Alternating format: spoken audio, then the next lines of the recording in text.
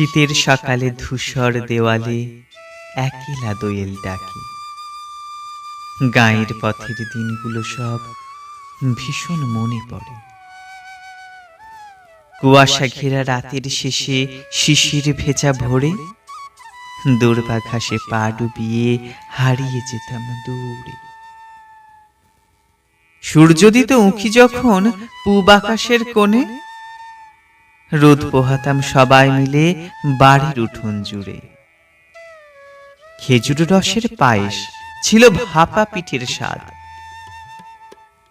আরো অনেক পিঠে পুলি নাম জানা নাই আজ। দিনের শেষে নামতো আঁধার কুয়াশা চাদর নিয়ে, গল্প কথা শুনেছি কত কাঁথা মুড়ি দিয়ে।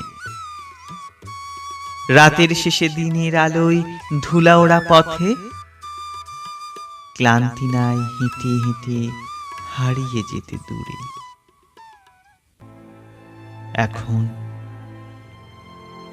এখন ভীষণ ক্লান্ত লাগে সেসব কথা ভেবে। এই শহরে শীত গ্রীষ্ম কাটায় একইভাবে। এই শহরে শীত গ্রীষ্ম কাটায়